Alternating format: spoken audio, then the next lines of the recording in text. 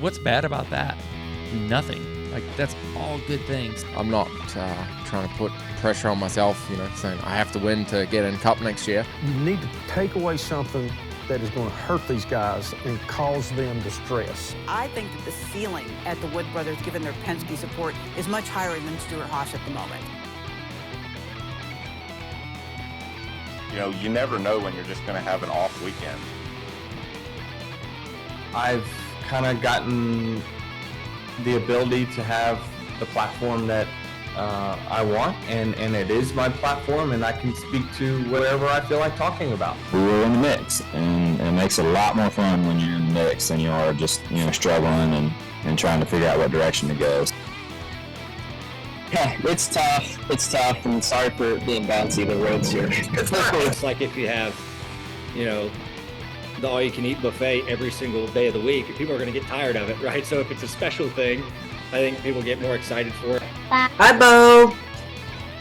Raise your hand up so she can see it. There you go. Truthfully, even as a company, I think it was, very head-scratching why at the beginning all four of us just went instantly straight to the back. We just really struggled.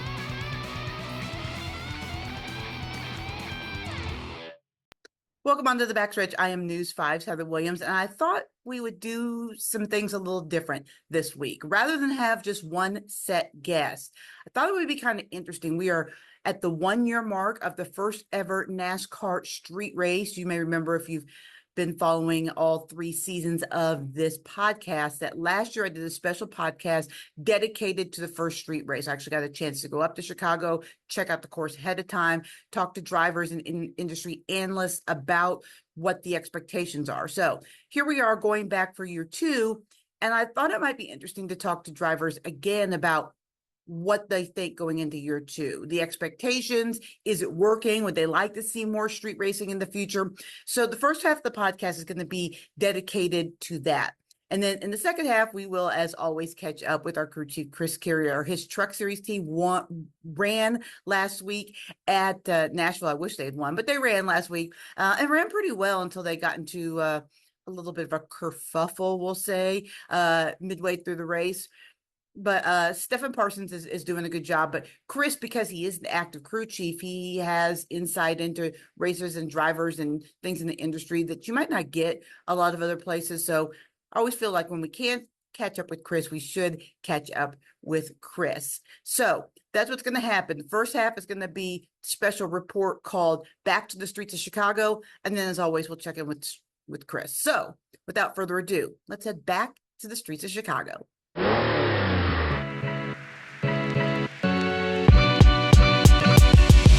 The fact that we're bringing the race to the fans, or even bringing the race to not fans, is so important. Bring it to the people. Like, there's gonna be people that didn't want to go to the race that will go to the race because it's in their city.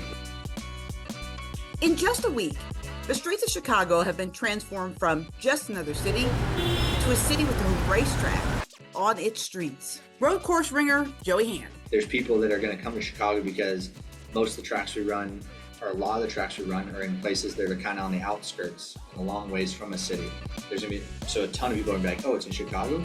Chicago's fun. Let's go to Chicago and watch a street race. NASCAR's second season in the second city comes with much more optimism because the sport has been here before and because the forecast is more favorable than in year 1. Here's former champion Joey Logano. Everyone seems to be very excited, and the weather's great, so the energy is much better. I feel like just last year, everyone was so excited about it like they are this year, but it just was kind of, but it's going to rain. Everyone just kept talking about that, which this year everyone's talking about how great the weather is. So I think that really is going to give this a fair shake. All eyes will be on last year's surprise winner, Shane Van Gisbergen, but it won't be a surprise this year. He won in his first ever NASCAR race and will be the favorite to win again this weekend. Van Gisbergen, in his own words. It does have more meaning now, knowing more how tough this series is and how good everyone is here. But we just had a dream run, but ready to try and do the same again. That move he made against Haley to win the Cup race, like changing directions in that area, it didn't even come to my mind. I'm like, you can't do that. But drivers say don't expect SVG to run away with the weekend. They've been working to get better at street racing because the goal is not just to survive, but to win. The experience you get and knowing the little nuances of the track, it's so different than any other road course you go to, and it's just a matter of just finding those little details. And the addition of street racing in the sport has, in fact, brought everyone out of their comfort zone. But the payoff for the sport, at least one driver said, is worth it. This is about growth, right? I mean, if you're a diehard NASCAR fan, you're going to go to a race, right? You're going to travel. You're going to do the whole experience. You're going to go, wherever your favorite track may be that you want to see the cars at and do the whole night. Whereas here, if you're not a NASCAR fan, well, guess what? We're in your face. You're here. Like you're gonna like it. We're gonna make you like it at least, or at least you're gonna have to see it. You can't get away from it. Joining us now is our crew chief, Chris Carey, who's also the crew chief of the number 75 Food Country Truck in the Craftsman Truck Series. Chris, Joey Logano wins the 24 Hours of Nashville, a record 5 overtime race in a race that was really only 6 hours, but it felt like 24. Before we talk about Joey, though, I want to talk about the idea of 5 overtimes. Should there be a limit on overtime attempts? I think so. I think I don't know what the number is, maybe 3, maybe 2, maybe something. It got, to me, it got a little ridiculous. I started thinking, this don't look good. And probably even the fans are getting a little bit, the fans in the stands at the time were getting a little frustrated and so on and so forth. And some of the stuff that happened late in the race, I just felt like it, as a person involved in the sport and involved in this business, and I think it still reflects all of us. It looked, I don't know, a little bit cartoonish, a little bit or something, just like, man, they're all going to wreck. But at the end of the day, they played out the race as it is in the rule book. They got an official winner. They got all the laps in. They had a sellout crowd, very good crowd, which is great. And it was an entertaining race. But to answer your question, I think probably we need to look at that and say, okay, we're going to stop this after a couple or so. So, I'm sure they'll look at that, they'll discuss it, they'll listen to their viewer audience and the people involved with TV, and maybe there's change coming, possibly. As someone who was there, I can say I didn't think that race was ever going to end. It was a lot. But yes, Joey Logano, who's had a pretty miserable season up to this point, gets the win, at least by his standards, miserable. Can a win like this turn things around, or is it just kind of a fluky win that has a Band-Aid on maybe a bigger problem? Well, two-part answer. Yes, internally, I talked to friends of mine there, and they know that, okay, it's the only card we had to play, basically. It was the only way that they were going to get it. Now, let's face it. They're at a point in their season where they could not depend on getting into the playoffs through points. It's too iffy. There's too many things can happen. So they're looking at it like, we got to win a race. And we're capable. We got the driver capable. We got the equipment capable, the people, the team, so on and so forth. There's no doubt about that. But we've got to play our cards every race so that we can come away with a checkered flag and a trophy and get in the playoffs that way, and then we don't have to worry about it. Well, that's what they did. They just went on a gas mileage. We're going to win it. If we're going to win it, we're going to win it that way. They started saving fuel the second they left pit road for the last time, with 110 laps, to go from the ending of the race, and that counting the 5 or 15 or whatever it was restarts. So they played their card, and they did it very well. Joey's really good at this, and they knew that. They used that. Paul Wolf's sharp. I mean, to me, he's pretty much a genius. I heard somebody say the other day that, I think it was Steve Letard, he said the best way to crew chief a race is being able to accept what you have that day or that night, that race. Like, whether it's really good or okay or not so good or terrible, you've got to accept that in the race and then pull your strategy from around that. And they were saying, okay, we're about an 8th, 10th place car. Well, that's not going to get us in the playoffs. first place is going to get us in the playoffs. So he from that point, that whole team said, okay, we're going to do whatever we can to put ourselves in a position. They did.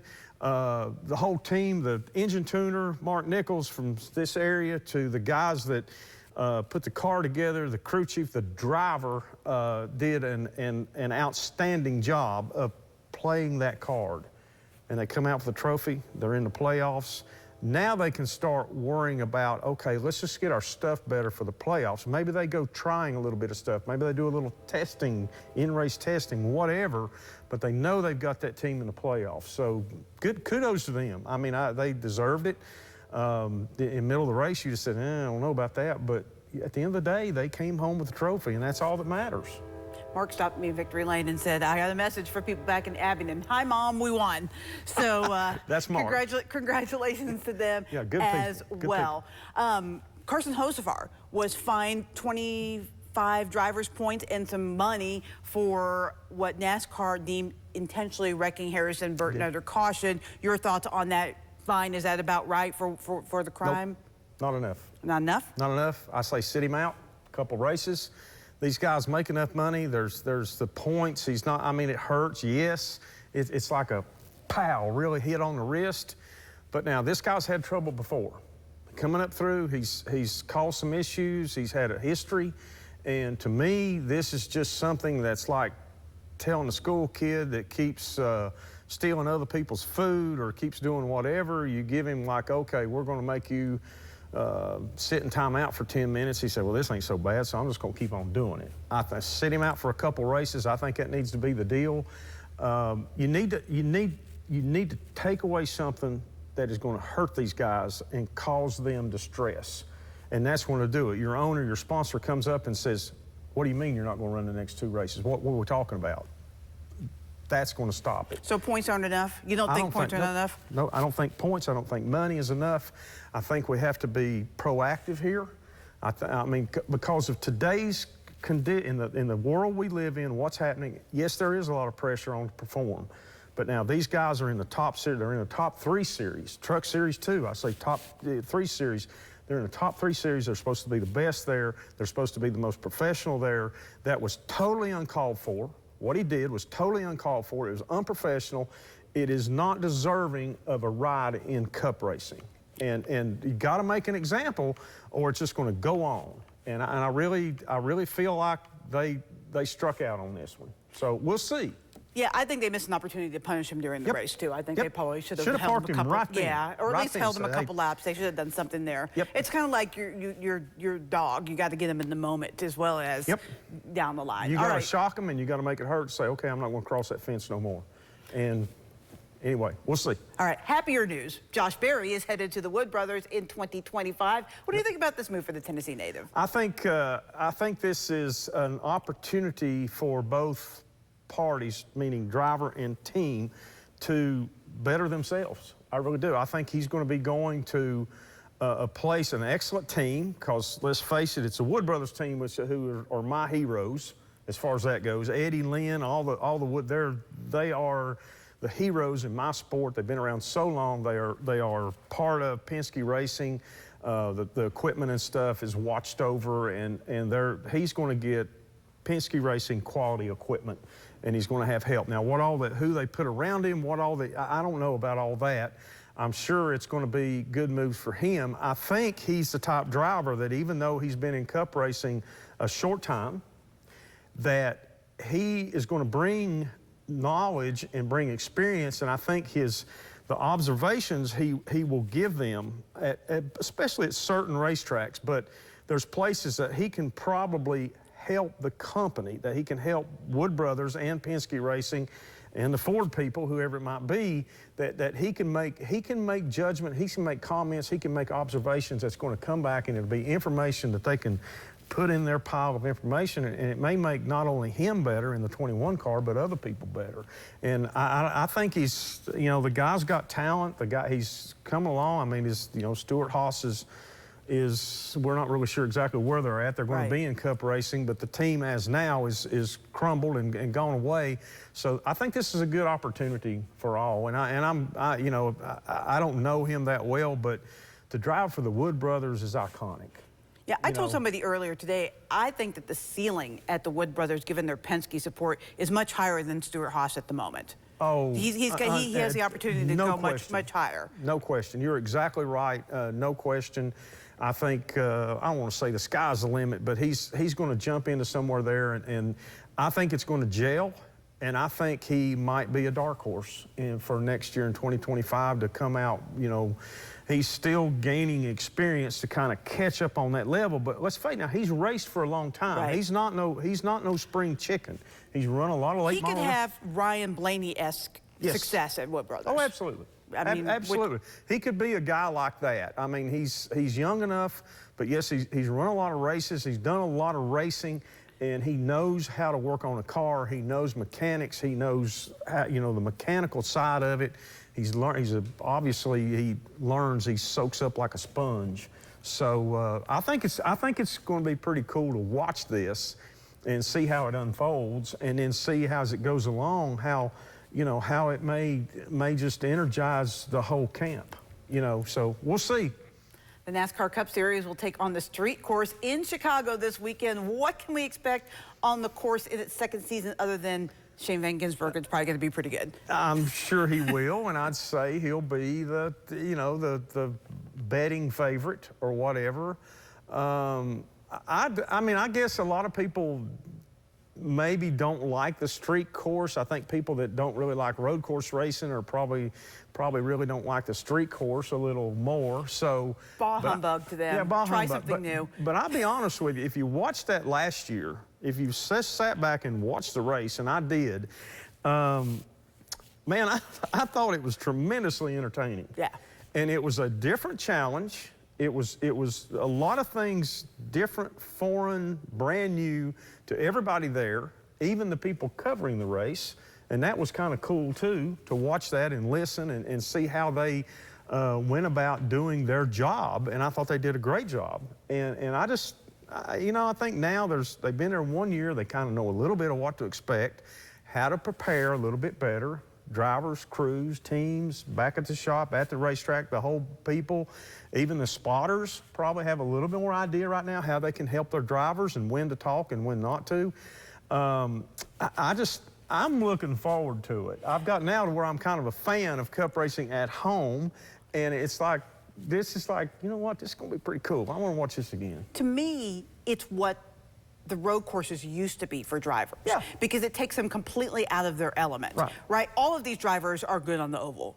I mean, there's not a guy in there that wouldn't go through. No there's question. not a guy, even the guys that are back there, even the guys that, you kind of diss a little bit that are back there running in, Kaz Gralla running in 36th position. Yes. Will go to your local short track and beat the tar out of them. They're all very talented on the circle track. Absolutely. But this takes a lot of these drivers out of their element, and it's great to see how good of drivers they really are because of their ability to adapt and to get it done on those tracks. On the spot, adapting during the race, you see a guy go by you like SVG, and it's like, whoa, wait a minute now, what's he doing? I got to figure out what he's doing like right now. Right. Where's he shifting? What gear? Is he going down to second or first in this corner? How hard is he braking? Is he making a longer sweep into the corner? Is he straight lining it? Is he doing this, doing that? Where's the grip at?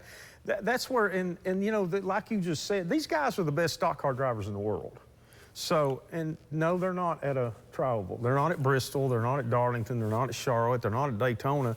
They're not even at Watkins Glen. Right. They're in a place that this is a little bit different now. And I was watching a little bit of a little video, actually an advertisement for it coming up, and it was the camera was right on the level of the road, and the cars were coming off the corner, and they were just like, and it's like, whoa. I mean, I'm glad that's not me doing that. That'd be disaster. But these guys are the best in the world, and I love seeing those guys, work on their craft as it's happening. Yeah. And they did that last year. A lot of them picked up and they learned, and now they're going to have that in their head. They're going to have simulation to help them, and I think you're going to see, I really think you're going to see a really, really competitive race this year. And I'm going to bet that there's going to be a really huge crowd, and I think there's going to be a huge viewing audience. I hope the weather plays out to help everybody good, especially for the spectators and the teams, to have kind of a comfortable day and to go out and race. But I mean, it's hard to tell what's going to happen. And to me, that's like, okay, I want to watch. I don't want to watch when I kind of know what's going to happen. So, stay tuned. For my final thought, I would 3-2. For my final thought, I thought I would go ahead and just give you my thoughts on street racing in general, street racing in Chicago a little bit more broadly, but it doesn't necessarily have to be Chicago. I agree with a lot of what Joey Logano said. I think anytime you could take a sport where the people are, they don't have to seek it out. They can just literally seeing it go down their street. That's an advantage specifically in motorsports that we have over other sports. You can't just play a pickup NBA game in the middle of downtown Chicago. I mean, I guess you could, but it doesn't seem to work as well. Nobody's tried it, at least. So it's a huge advantage to get curious, or maybe not even curious until it's right in their face, people, to check out motorsports. This weekend in Chicago is supposed to be a huge party with lots of concerts to Chainsmokers and Lauren Elena and just all sorts of things going on this week. Even if you're not going to the races, you can be race adjacent and learn about NASCAR. Maybe it'll pique your interest. Maybe you'll stumble upon Bubba's block party and see a pit stop and be like, whoa, that's pretty interesting and neat. And then check out the race. So I love the idea of street racing. I think it should bounce around. Like, we've got a 3-year contract in Chicago. Okay, where are we going to next? Is it LA? Is it Denver? I've heard it may be a possibility, or maybe in the Northwest, where they want to get racing a little bit more involved. Wherever it might be, somewhere adjacent to New York, maybe Philadelphia. I don't know if you could pull it off in New York, or maybe someplace like Philadelphia. Anywhere that you can just get racing to new fans, I think is great for the sport, and I hope that they keep it going. To get off my lawn crew, you'll get over it. There are 35 other races that are for you. So that's my thought, and I hope street racing continues in the future. Thanks for joining us on the Backstretch. We'll see you next week.